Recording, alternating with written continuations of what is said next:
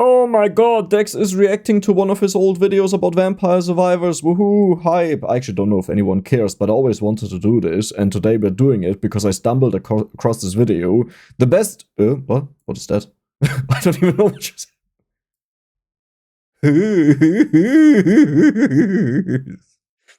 What is that? The best damage build demonstrated on 100% Curse, Hyper Green Acres, and Vampire Survivors. Very popular back then, and it was uploaded on the March 20th, 2022. And the benefit that I want to offer here is, first of all, nostalgia. Okay, whoever was there in that period will remember Vampire Survivors and probably enjoyed it. But also, it was 2 months after I started playing, and since then I had played a lot of Vampire Survivors, so I have a lot more experience and can maybe talk about things that may have been wrong, or further extend on something that I'm talking about, and we probably have to skip a couple of times, because I, here in real life, will explain something that I want to explain in the video, but I'll just take it away. So, Green Acres, enemies have, I think, 50 or 100% more HP. I think this also got changed at one point, and there was inverse mode, so it messes with the HP values. But we also go for 100% Curse, so 50% that you buy as a power-up, and 50% from the item. And this damage build was back then what I tested is by far the strongest, and you always usually had like an early game clearing weapon. In this case, it was supposed to be Song of Mana, but I do recall this was horrible because I found it like super late. And on Green Acres, every minute there's a random wave that spawns from one of the stages in the game. I think at this time there were 4 stages in the game, so yeah. Just that you know that. So the waves will differ a lot, and that is the difficulty on the stage. Not only do the enemies have more HP, but you also don't know what to expect. Let's go, old Dex. The best build in Vampire Survivors, or the most broken one, the strongest one, whatever the title is. Well, the point is pretty much it's all the same. The topic is usually quite controversial because, let's be honest, okay, if you just normally play this game, there's no reason to go for the best stuff. You go for whatever works the best for you, whatever makes you win, and that is why tier lists always look so different in this game. Okay, a little thing here that you need to understand time frame wise. So early on, Vampire Survivors, even with all of the upgrades, was not easy. But usually you just needed like 2 evolutions, good evolutions, and you win, right? So you have 4 slots left over that you can do with whatever you want to do. So usually those were early farming and comfort weapons. Comfort weapons are things that keep you alive. Farming weapons are weapons like Garlic, like Song of Mana, maybe King Bible, but the problem is it has a downtime, you know, so if you want to use it for farming but it's not there, then it kind of sucks. Because they scale up your build very fast, and if you just need 2 good evolutions to win the game, there's no reason to go for 6 good evolutions, because it will just put you through torture, right? Because usually of the good evolutions, the base form, before you evolve it, they sucked. And in Vampire Survivors, this caused tier lists to be so different from person to person. Because obviously, if you can win with any build, then, you know, people will just go for whatever they enjoy the most. Like what works with them best, what character they like the most, and not necessarily what are the best weapons. At that point, I think Labora was probably the best. I know it sounds weird that I say that because I absolutely love the weapon and it turned out to be one of the most broken weapons, but this was at a time where it was tough to get speed and movement speed up, which defines how big Labora gets. You know, when it moves after you based on your movement speed and your projectile speed, it grows. So also size affects it. But yeah, at this time it was kind of hard to make it really big and cover you. But I think, I'm pretty sure I have this in this run here, so we'll see how big it is later on. Like, I can't remember this for any other game where I would look at 2 tier lists and I would almost think, yeah, these 2 people are playing different games. So what I mean by that is just what I just explained, you know, that it's more subjective because so much works. Vampire Survivors was pretty much for more a generic audience, which is also the reason why it got so much hype. I mean, it was a huge amount of fun, you know, but if it was for a hardcore audience, then casual people wouldn't have enjoyed it. And this obviously is amazing because that started the entire thing, the entire genre of Horde Survivors. So how do I determine whatever is the most broken or the strongest or whatever? Well, we are not talking about comfort, as I said, so it's not something that is just keeping you alive with pushing back the enemies, for example, but the main point is damage, okay? We are looking for damage, except not all the damage. Some damage is better than others, as stupid as it sounds. So let's take a look at Pentagram, for example. I honestly think that's such a stupid sentence. Like, why wouldn't some damage be better than others? If you take a 69 and a 30, then clearly the 69 is better, right? It's like, duh. What? Pentagram always deals the max health of the enemy to the enemy, and then it should... Oh my god, this will be a rant, so I have to check when I stop talking about that. I will quickly explain it. There's a huge hype between Pentagram, a weapon that rarely goes off. Like, let's just say it's every 30 seconds to make it simple. It's probably, like, takes longer than that, and if you play a character with a lot of cooldown reduction, it's shorter, but at least 15 seconds. And what it does is it takes the max HP of the enemy. So if they have max HP 1000, it will deal 1000 damage to them, even if they just have 10 HP left because your other weapons hit them. So it looks like it did a ginormous amount of damage. In reality, it usually doesn't. But the bigger issue is that for the remainder after the blast, you're playing with one weapon down.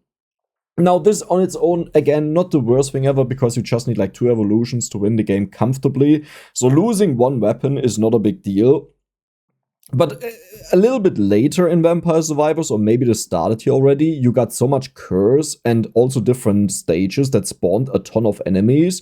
And they would just, like after Pentagram, or no, okay, before Pentagram, like before it goes off, the enemies would surround you if you can't fully kill them, and then they would get hit by Mana Jar to get slowed down. It has a freeze effect. Well, it's not a freeze effect, but a slowdown effect.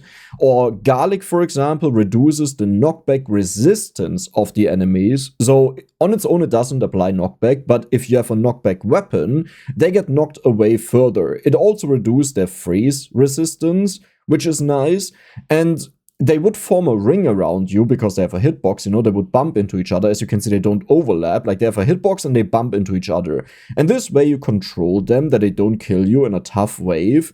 But Pentagram would destroy that because all of the enemies get wiped. Then they would spawn in bursts. Because of a mechanic in Vampire Survivors, if there's like a below a certain threshold of enemies on the stage, it spawns extra enemies to make up for that. You get more enemies on the stage, you know, it's not empty.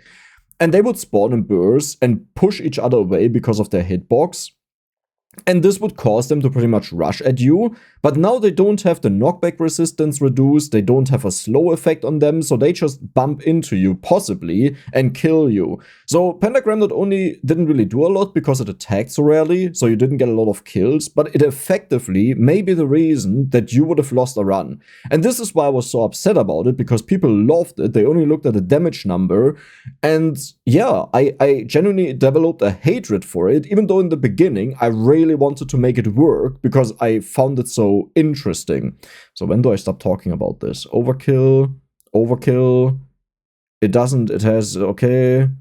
Enemies have more health, that should be it. 50% bonus health with the curse, then all that will happen with Pentagram is... That's really, he's still talking. I mean, I'm still talking about it. Or if you just got 1 second removed out of the game. That's it. There's no other difference. Okay, should be done. Spinach! Now, I will not talk about every single weapon, but one that commonly comes up is Unholy Vespers, okay?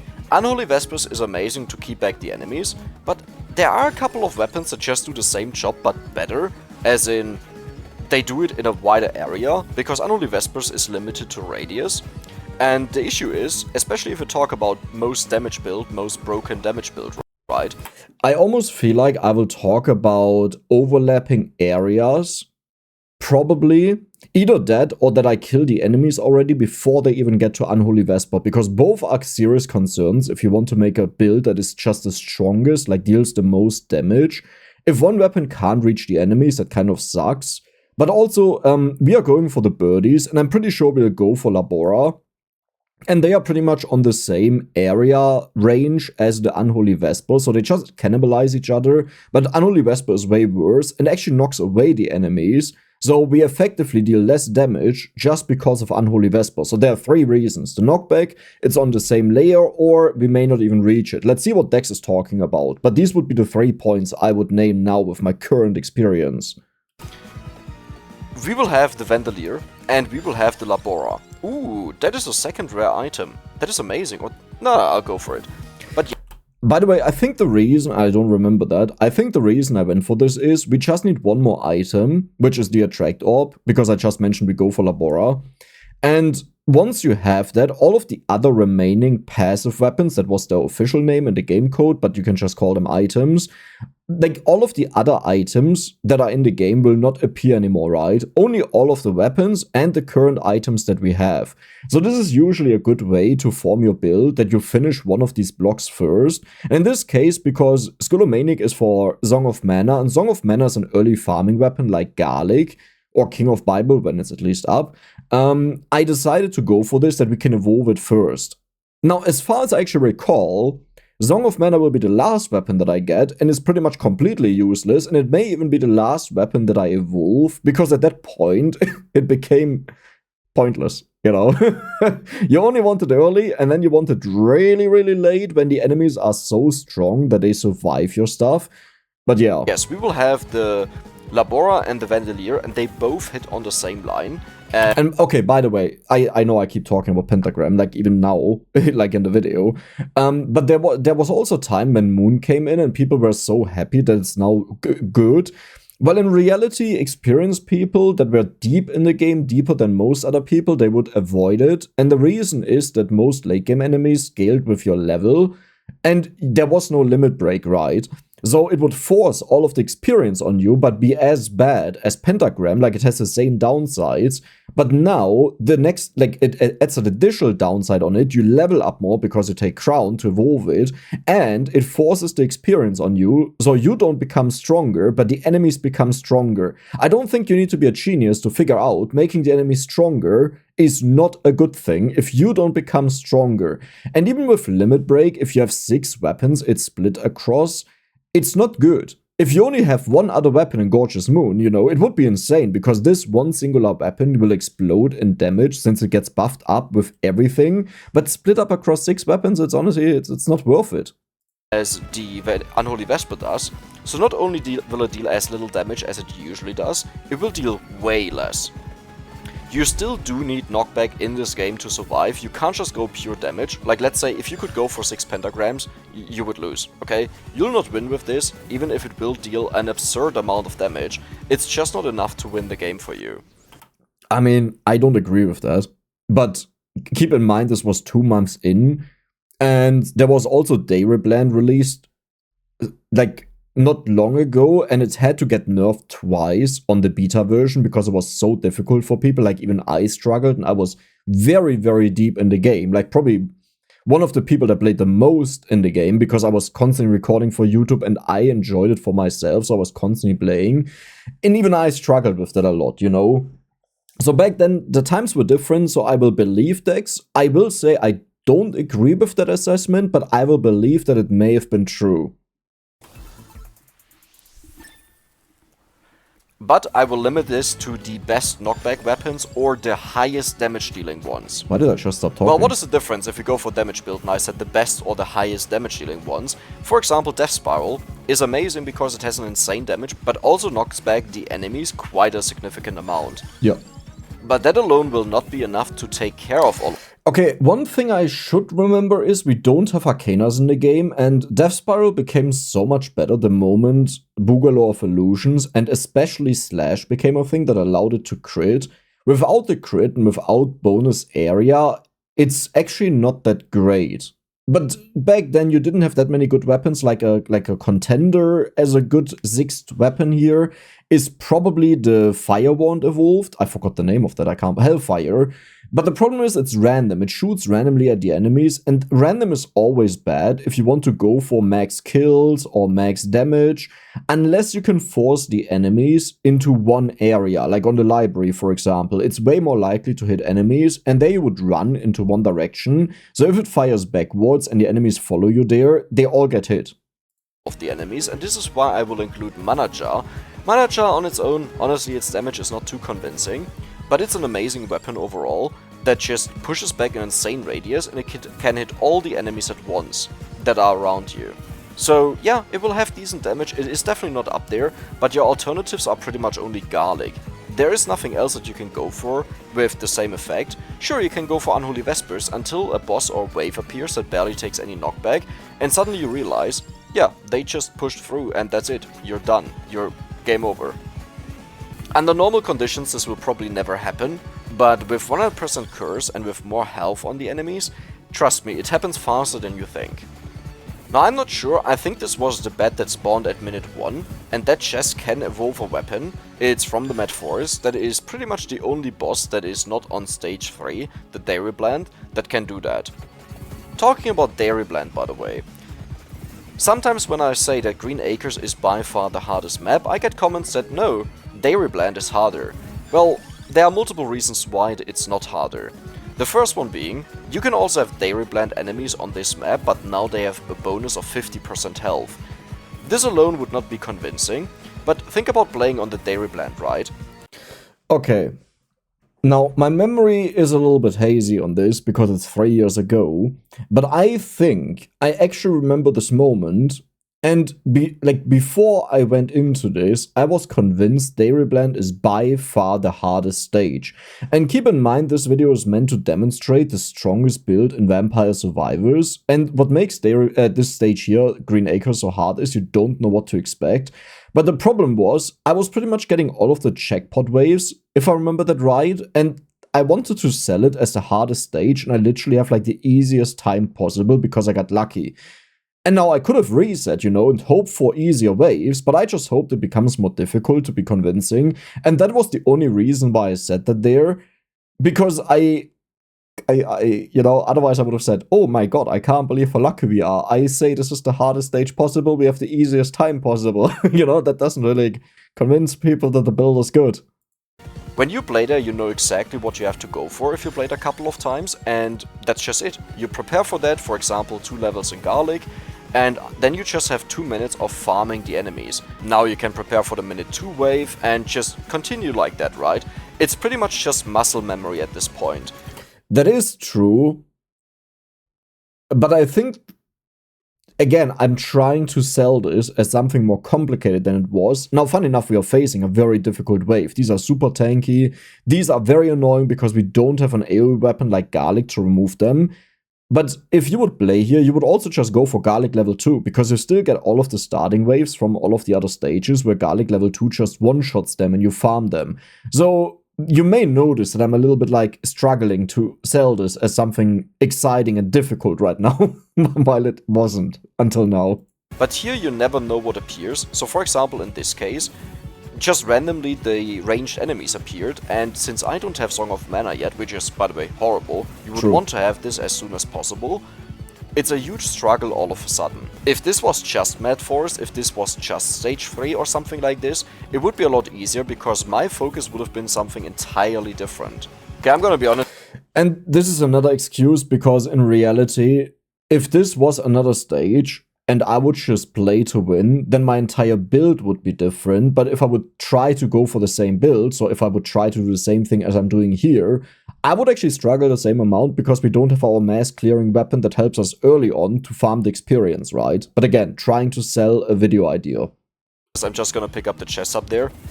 I'm not gonna get anything to level 8 before, you know, the 10-minute mark, and then I have guaranteed upgrades. It's just not worth it.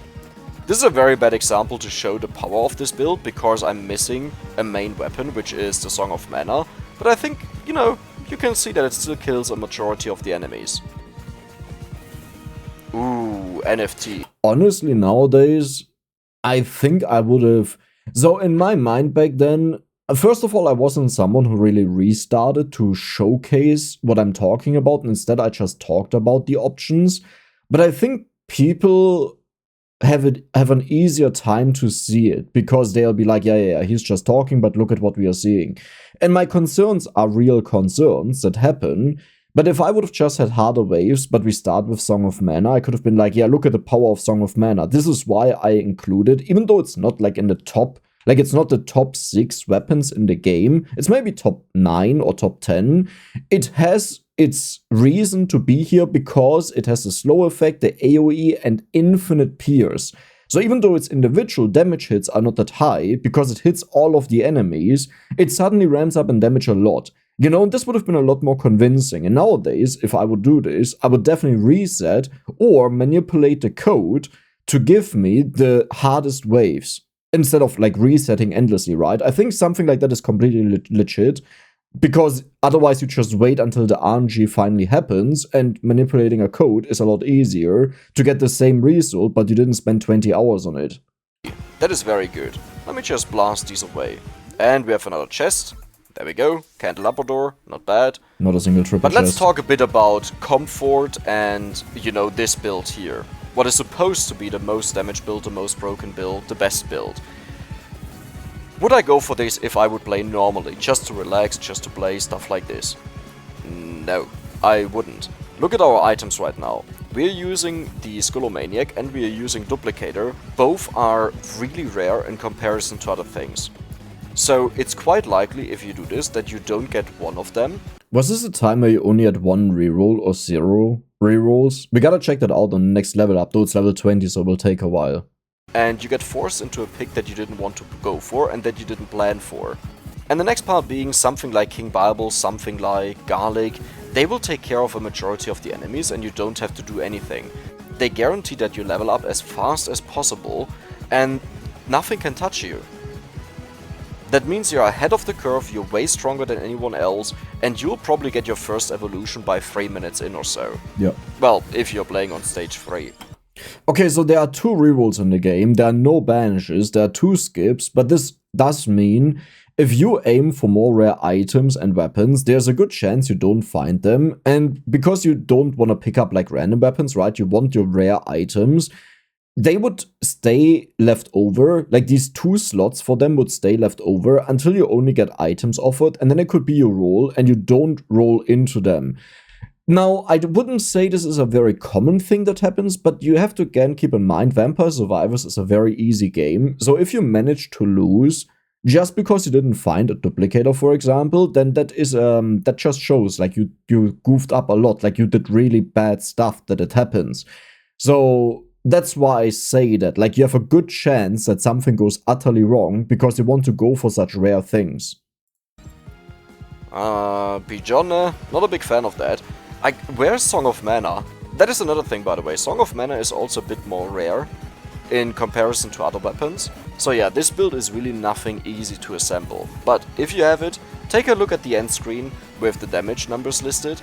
It will be insane.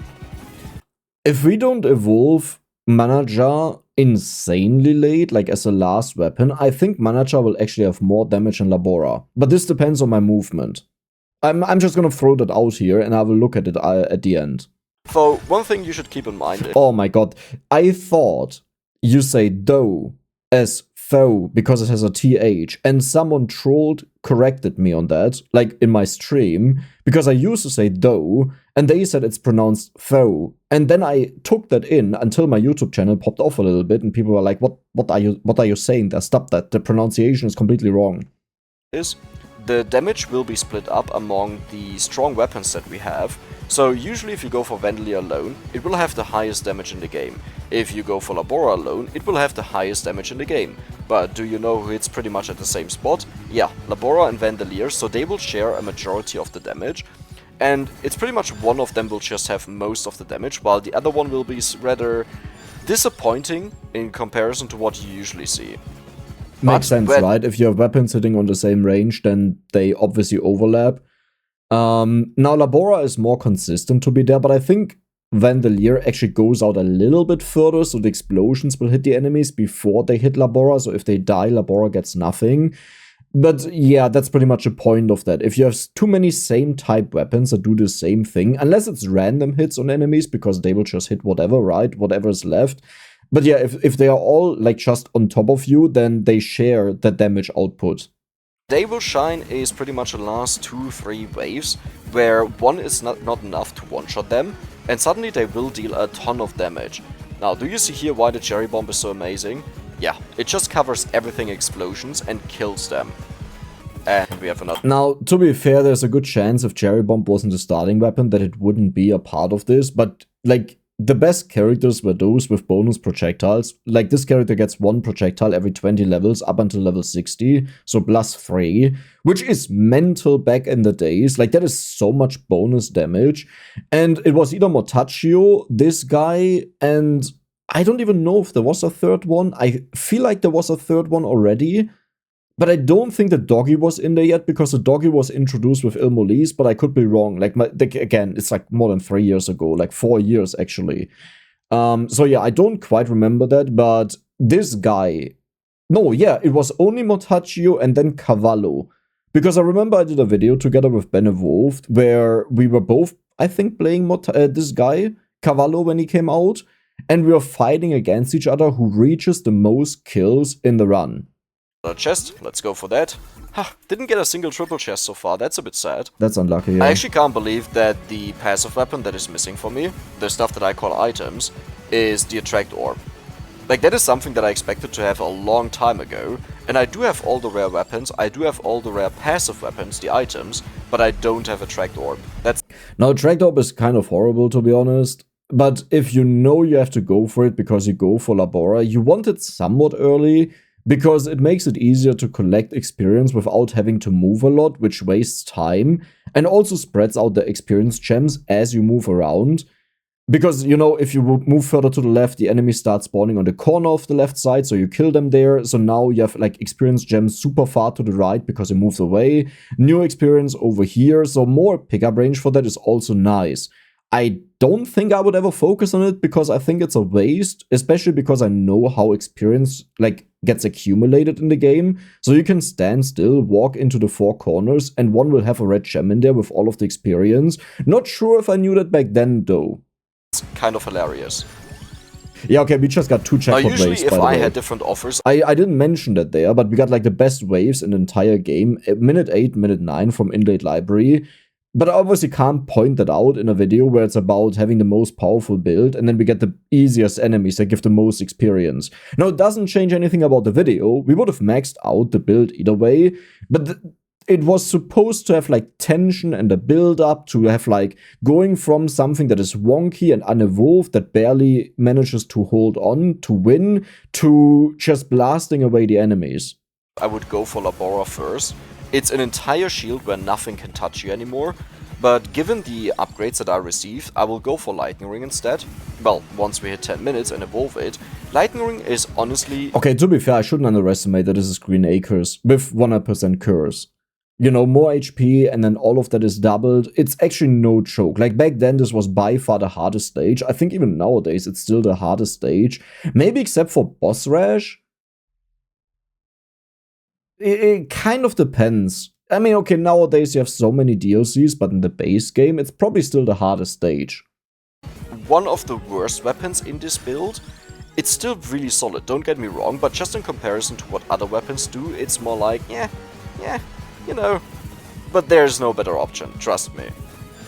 I actually can't believe I still haven't gotten Song of Mana. We are almost 10 minutes in. The beauty of the weapon is that it clears early on, pretty much like garlic, even better. But you have to get it. But hey, the point of this is just to showcase. The point is not to have an optimal perfect game. Oh my god, there it is, finally. Okay, I will max it out right away. So let me just go for the stuff that I still need. The one thing missing is the annoying thing is I don't know if I said that, but I'm going for Lightning Ring now as evolution as first one. That is by far the worst evolution. Optimally speaking, I guess Labora, like Song of Mana would have been the best one, okay? The second best one is probably Labora, if I can't go for Song of Mana.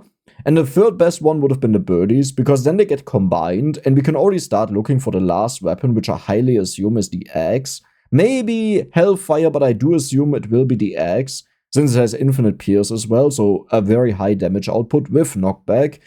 But yeah, otherwise what happens is you max out your build, you're done upgrading all, then you combine the Birdies, and then you only have 2 rerolls and 2 skips to find the weapon that you want to have. And that is dangerous.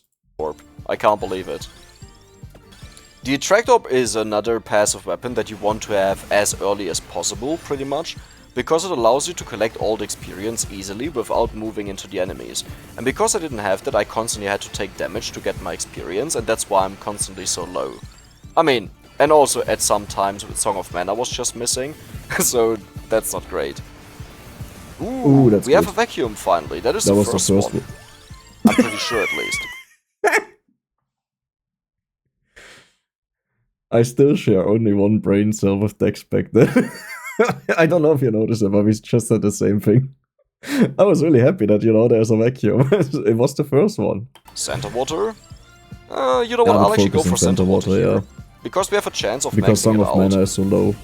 And yeah, this is... obviously what Dex says is true, but we pretty much said the same thing, just on opposite ends. Because Song of Mana is so low, and we are already at evolution points, and at minute 11 there's another evolution chest, a potential one, it only has a chance to drop. But then we want to have the next evolution ready, and we will not get 6 level ups in Song of Mana. We will level up 6 times, but you also have to find it every time. Pretty much just, playing with the boss. There's not a lot that the boss can do, especially with all the explosions and with everything that we are doing. Literally the only reason why I say that is because I want to demonstrate the strongest build, in quotation marks, is it's kicking in slowly. So I'm trying to, this is something I still do nowadays, which I think is actually good. You're pointing at things that confirm the title, so people don't feel cheated, but they also feel like they are like a little bit taken at the hand, that you guide them through what you want to have as a resolve at the end of the video. And in this case, it's the strongest build, right? So I want to point out things that play into that, while I ignore things that would take away from that. Because it just feels like a good red line through the entire video. And he died. Now I can evolve the Lightning Ring to the Thunder Loop, and that is the first addition to our overpowered build. If you liked the video so far, please let me know. I'm not asking you to actually like the video. I'm just asking because I do have some other builds planned that I want to showcase, that I think are, for example, amazing comfort-wise, using garlic and stuff like this, just for survival. And, just to win a game, just to farm some gold or stuff like this.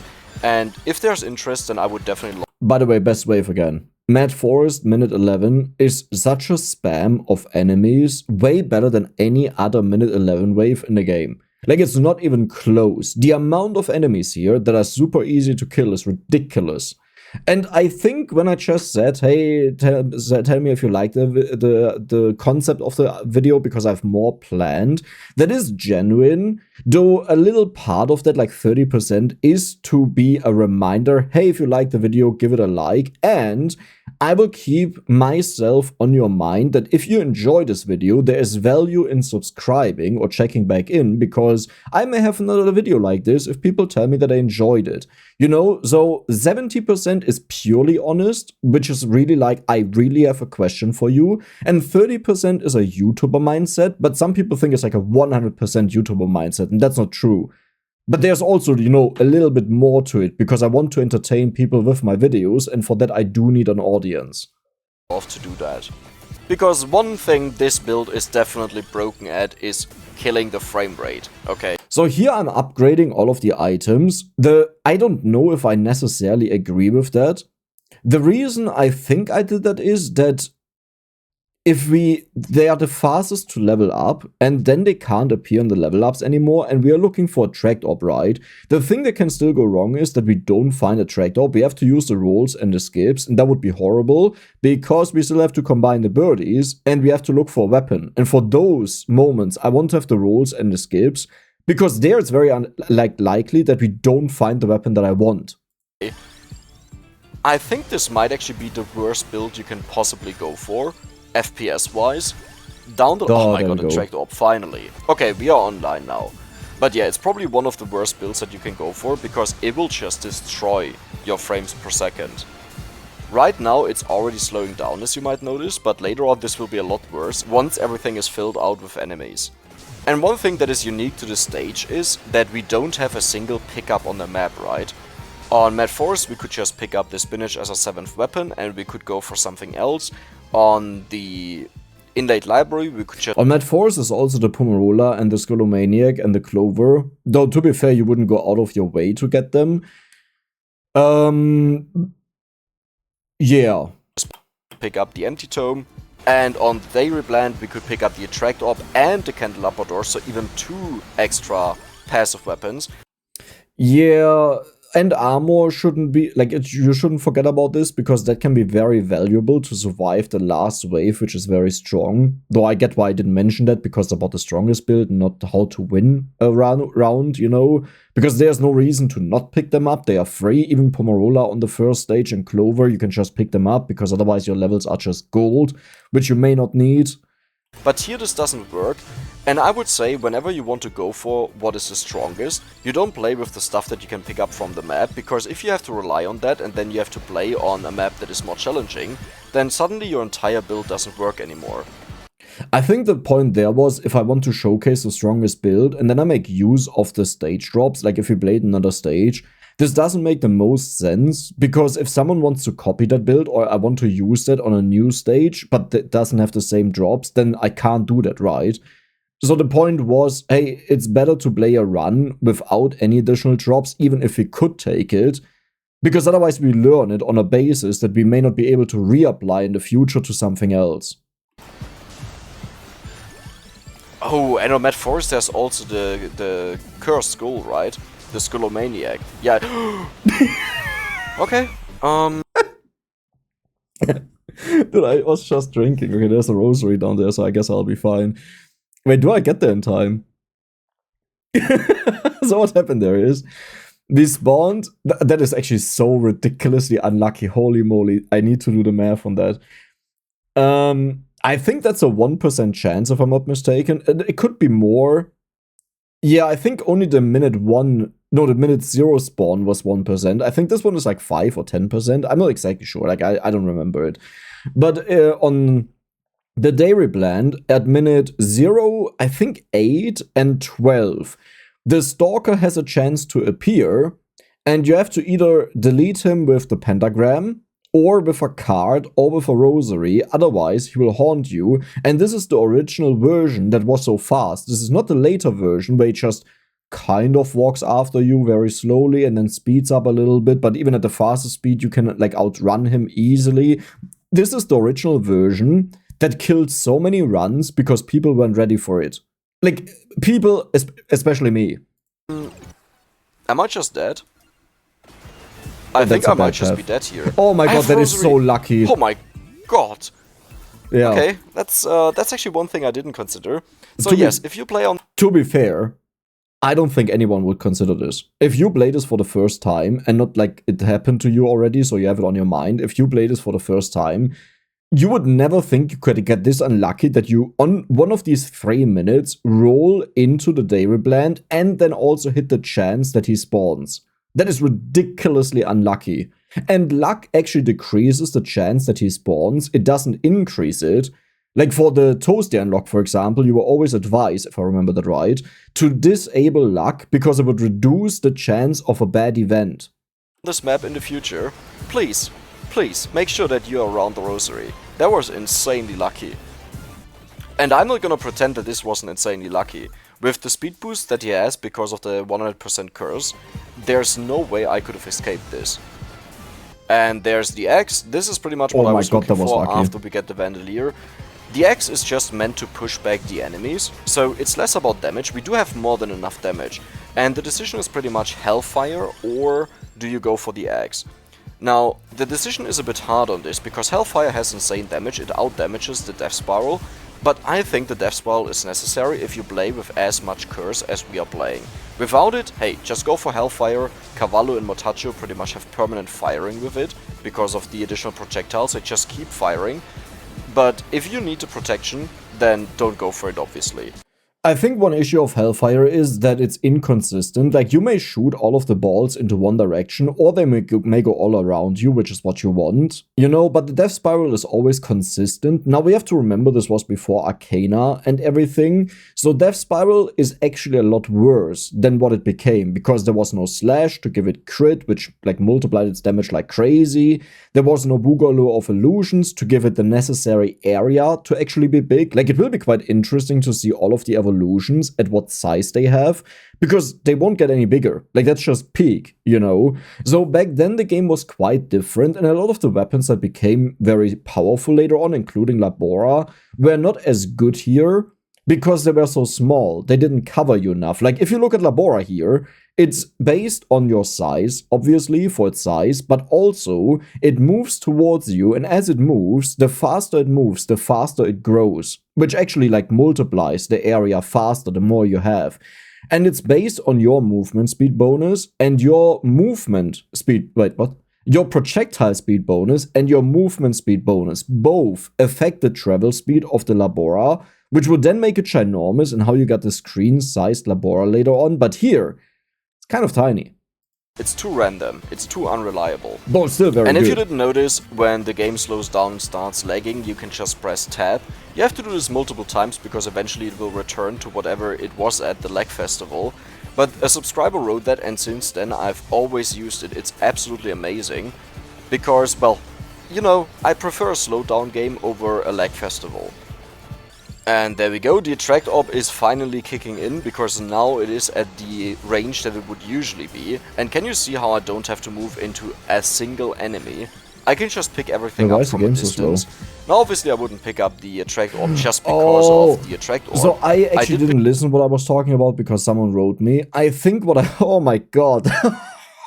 That dates back so long.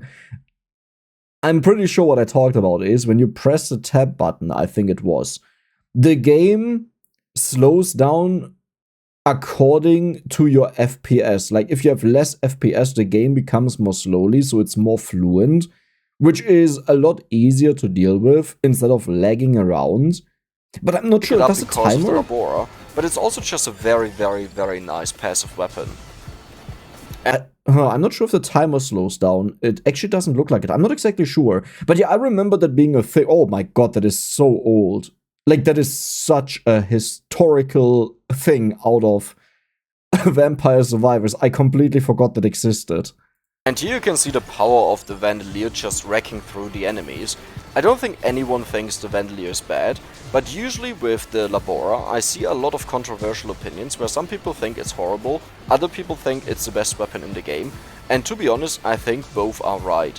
It becomes a lot worse depending on what build you're running. For example, if you have a ton of knockback, then barely anything will walk into the Labora unless you move around, so it just comes down to how you use the weapon. And also here, the way I'm using the Vandelier is I walk left when it's left and I go right when it's right. And that is pretty much maximizing its damage, while the enemies walk through the Labora, get weakened, and now the Vandelier just goes over and kills everything. And one thing I'll try to do, usually you would try to avoid that, is to get as many levels as possible. Why would you want to avoid leveling up? Well, the reason is most of the enemies do scale with your level. That means the higher level you are, the more health they will have, and if you're maxed out, you don't get any benefit from it, right? Like, you can just have a vacuum next to you and at 29.55 you collect it and get all the experience, but I don't want to do that. I want to have the enemies as strong as possible and show you that this build can easily deal with them. Now that is actually a very big deal to do that. Because again, we have so many health multipliers here that it's on the Green Acres, 100% curse, which at that point was by far the most multipliers you could give to the enemies, which also meant that your weapons at that point didn't need additional power levels because everything was easier. So it was actually quite a challenge to beat this. Not with this build, you know, but in general, if you wanted to beat Green Acres with 100% curse. And there we go, we are maxed out at 15 minutes. It's possible to do this a lot earlier, if you just pick up Garlic, if you just pick up King Bible, a lot earlier in fact, because I think the earliest max out that I had was on... Oh, minute 7? Okay, on the library. Wait, but no, wait, what?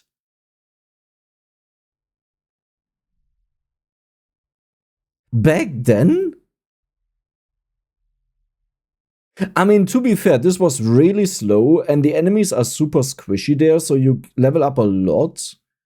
Maybe? Is that really true? I mean, I wouldn't say something false, because I make videos about it, right? So you can verify it. But that is surprising. Like, this early in Vampire Survivors, as minute 7 max, like, I would have said minute 10 maybe, because 12 was good back then to max out there. So if I talk about it as an achievement, I expect better than what is considered good, so minute 10. But minute 7 is crazy. that is like because the first 5 minutes are, you can farm on them, and then you have 2 minutes of not a lot of enemies. And this is why I'm so surprised by this. Level 7, if I remembered right. And there was a challenge though. That was just picking the weapons with the lowest levels, and 6 of them. And then you would just try to max them. Picking the weapons with the lowest level? Are there weapons that don't have 8 levels back then? I think because I call, these are called passive weapons, so I probably just took all of the passives that only had like 2 requirement, and maybe Tirachizu already existed, also with 2. Was there one with 3? I don't know. Out as soon as possible. That was honestly a lot of fun, but it's also not that much fun once you did it, so yeah, didn't decide to upload it. There we have the next. It's a bro trust me moment. Like I'm not sure if I believe the next. Like, listen, I'm sure there's a reason why I told this story. Maybe it was an 8-minute max out. Maybe it's also just true, because I don't really have a reason to lie about stuff. I'm just like, okay, to be fair, like I'm talking 3 years later, right? Like almost 4 years later, actually. Like in 1 month, it's 4 years later. So yeah, I don't have this on my mind anymore. I'm just a little bit shocked. Because even now, I wouldn't say I max out at 7 minutes. But then again, I've never really done that, focused, like the entire item selection and weapon selection just on that. So probably, yeah, honestly, it's probably possible. Evolution, and it's a Death Spiral, it's not Song of Mana. That's totally fine. It's actually the last one, that's so funny. As I said, both of them pretty much fulfill the same purpose of just pushing back the enemies. Now, if you don't have Razor, it might be a bit more... To be honest, like here you see the issue with a lack of area. Like, do you see how tiny they are?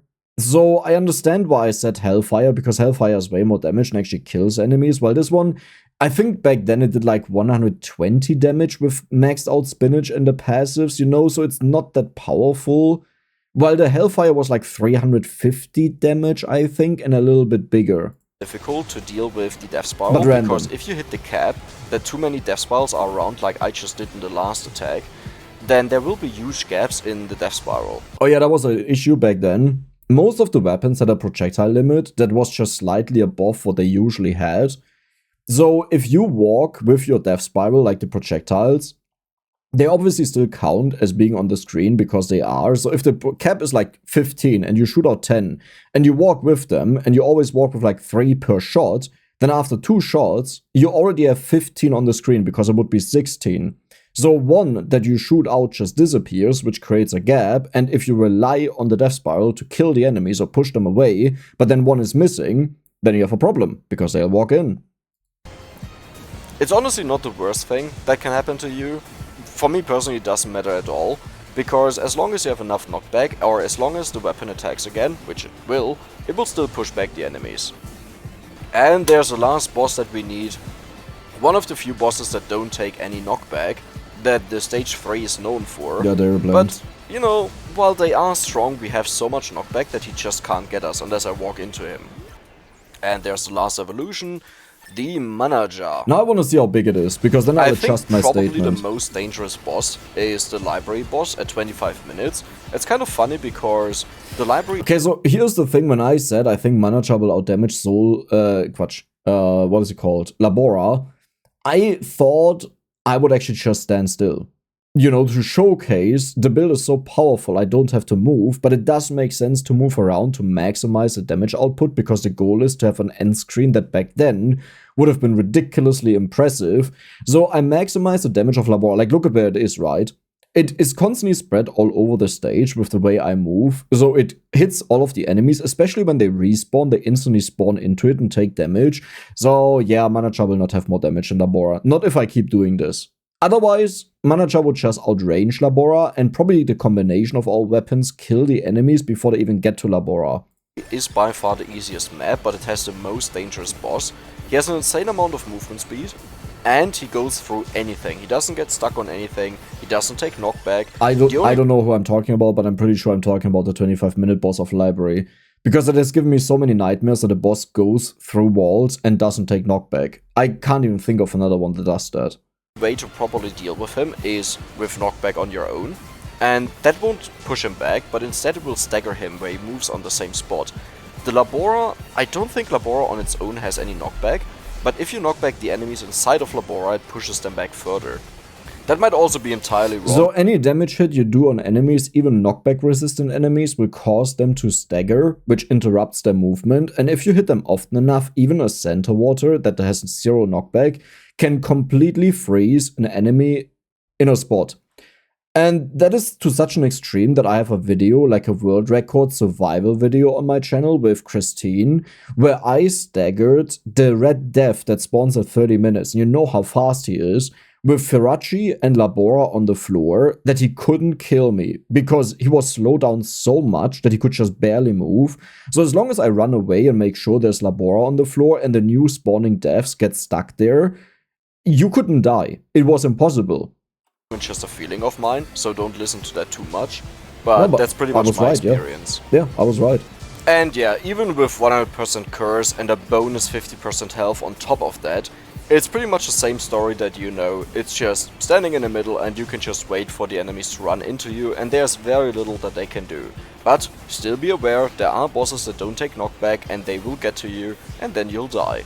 Honestly, so that's kind of funny, but without the necessary movement speed and projectile speed you would have nowadays, like, because you have the Toruna upgrade, for example, that gives area and projectile speed, you know, little bits that give a bonus, where Labora ends up on top of you. This Labora is actually better. Like, it goes further out. Yes, it protects you less, but it goes further out, so it hits more enemies because the surface area is bigger.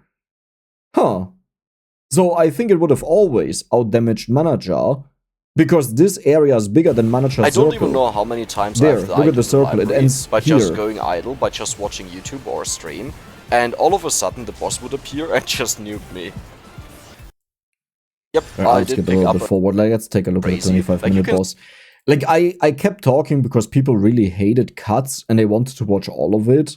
But to me, there was always... I enjoy talking, so it's not a problem. But, you know, I oftentimes were at a point where, like, I don't know what to say anymore. Oh, that's the library boss, funny enough. Possible. Oh, the library boss actually spawned. I wonder if he can even get close to... Oh yeah, he can. He definitely can. Let me press tab just to reactivate the slowdown. But do you see how... And to the people confused, back in the days, on minute 20, there was like a green goblin, or what that was, like a ginormous dude that spawned, and this guy was the 25-minute boss. I may remember that wrong, what like the guy looked like at minute 20, but this was then later changed, that at minute 20, this guy spawns. Now, not the entire stats were changed, just the visuals, like just the image, what it looks like. And on minute 25, the hack replaced the image of this guy. Now, they functioned the same way as far as I know. They were identical. The only thing that changed is that they look better because the green goblin guy looked weird. Have the knockback that I was talking about, he would just get to us and kill me. Yeah, true. That's the Labora combination, the Mana Jar, and of course our balls. We have huge balls.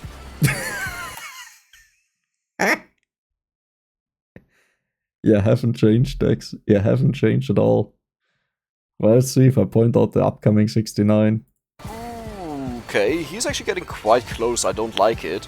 So far it was nothing that was too dangerous, like where he would start hitting us. But overall this wave is insanely deadly if you rely only on knockback, because the enemies have insane knockback resistance and the boss is just straight up immune. True. These skulls, especially as far as I recall, have absurd knockback resistance. I think on the bats it wasn't as bad, but it could just be a wrong feeling. But they were tankier. And the boss is just straight up immune to knockback. And there we go, he died. 36 seconds? Definitely not the best one that I've ever done, but hey, we are level 118. You would usually try to avoid such a high level, and he gets 190 health for every single level that we have. So if we were like 40 God, remember the times when Dex was so into games that he remembered stats like that? Like, was in the game files to figure out how much HP someone gets or has and stuff like that? Yeah, back in the days. Now, to be fair, most games that came after Vampire Survivors, I had no access to their files because Vampire Survivors was encoded, but there was a decoder. So you could read all of this stuff, but I actually used the encoded file, which was horrible to read. But since I didn't know how to code in JavaScript, I think it was. Either way, it didn't matter. But that meant instead of saying passive weapons equals 6, it would say something like 0xb0489 equals, and then I don't even know how the 6 was hidden, if it was just plain text a 6 or like a code for it. Also obfuscated. But yeah, that's pretty much how I learned the entire game. It was in hexadecimals, yes. So a 6 should still be a 6. Or, wait, no, is it written completely different? I remember something with an X was in there, like X6 or something like that, oh, whatever. Point is, yeah, that is what I did back then. To be fair, I also did that in Potato, because there was a way to uncover like all of the files and change them. But in later games, you know, it just wasn't possible because the tools weren't there, and I couldn't just open with right-click in Notepad a file, so it also wasn't possible. Slower, which is usually not that uncommon, then he would have 3600 health less. And yes, that is a lot. Oh no, he actually has way more health than that, because we have 100% curse and the stage increases by another 50%. So the actual health difference of the 40 levels that I mentioned is 18,000, okay? Just let that melt on like your tongue. 18,000 in bonus damage that he got just because okay, well, there's also an issue. I'm pretty sure, because the calculation here is plus 50%, so plus 0.5 because of the bonus health, and then plus 1 because of the curse. But I'm pretty sure this is actually a 3. Because if you increase the base health of the enemies by 50%, the curse is on top of that and multiplies the 1.5 by times 2. You know, so it's not a plus 1, it's a times 2. So it's more health than even what I list here. Just let that melt on your tongue. 18,000 in bonus damage that he got just because I kept picking up the level ups. Intentionally, of course. Now, that is a good point, you know. That's to showcase why it's so bad to pick up more level ups. Okay, I would say we'll go to like the last 2 waves, maybe. Okay, that's the last wave. What was the wave before that? Number and you just don't kill anything anymore. That is okay, it's not that surprising because it's a very easy wave, so let's just check out the last one. And the last wave from library. The library. To be honest, this should have been the stage 3. Yeah, I think agree. the stage 3 might be the hardest. It is. But it should also survive that easily. Just because we have this mix of damage and knockback that they just die and get pushed back all the time. I'm actually wondering right now if the kill counter is only going up because of the bats, or if we do actually kill these enemies here. They definitely die, but slowly. Okay, I think there are only 4 bats left. No, the kill counter is going up. We still kill these enemies here. I can't believe it. Yeah, look at this. It's actually not the bats. 2 bats are left now, but we got a lot more kills. Now, to be fair, we barely kill anything, so it's not like there are a lot of kills that happen. I would have loved to break the 150 here. But I don't know where the red gem is that has all the experience in it. I'm just gonna walk down here because I know there was more experience down here. But no, it doesn't look like it. And I have to be careful to not die at the last second. I had a revival. Oh no, we lost it because of the, the Stalker. That was a Dex moment. And there we go. That was it. So my guess on what dealt the most damage... Oh, I wonder if I get this right.